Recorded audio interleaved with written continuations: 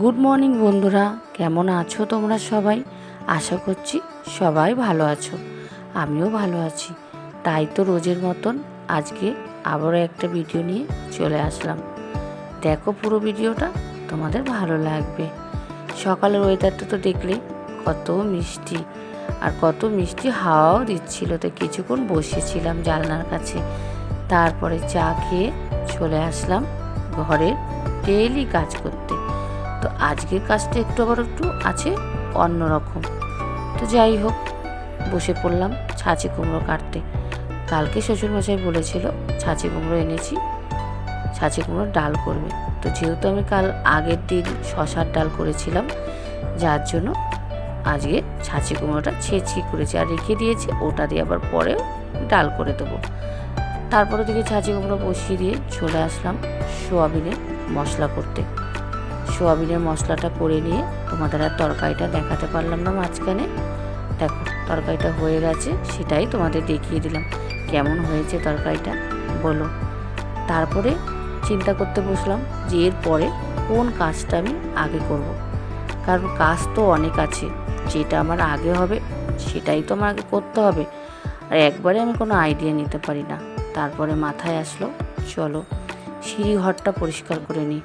সিঁড়ি ঘরটা যেহেতু বাকি ছিল, অন্যদিন অন্য কাজগুলো করেছিলাম, কিন্তু সিঁড়ি ঘরের চুলটা ঝাড়িনি। আর সেদিন ছিল বৃহস্পতিবার, তাই আজ মাঝখানের দিনটা কোনো কাজই করিনি।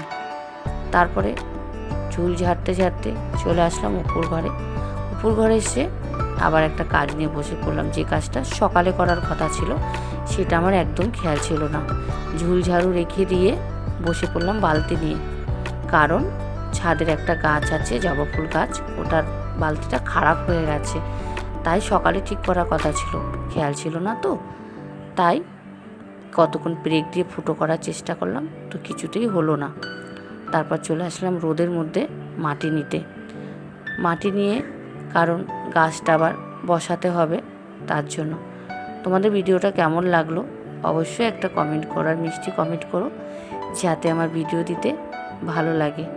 আর যারা আমার চ্যানেলে নতুন আছো তারা অবশ্যই চ্যানেলটিকে সাবস্ক্রাইব করে নেবে, আর ভিডিও যারা দেখছো একটা লাইক করে নেবে, তাহলে না ভালো লাগবে। তো যাই হোক, গল্প করতে করতে চলে আসলাম ঠাকুর ঘরের মধ্যে গাছটাকে নিয়ে, কারণ বাইরে তো দেখতেই পাচ্ছ প্রচণ্ড রোদ, তো ওখানে বসে কোনো কাজ করা যাবে না।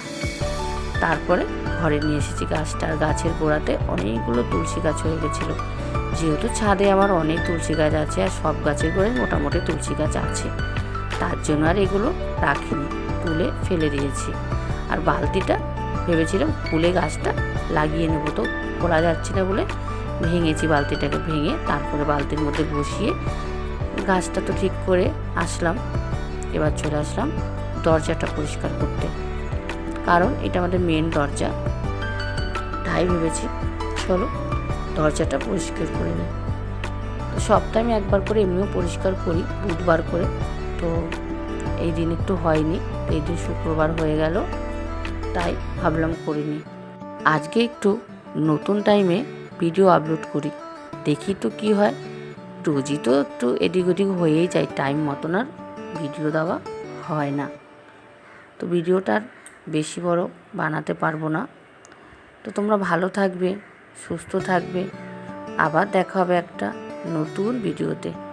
তো দেখো এটা হচ্ছে রাতের টাইম, রান্না করতেও চলে আসলাম, এখন চাপও আছে রান্নার।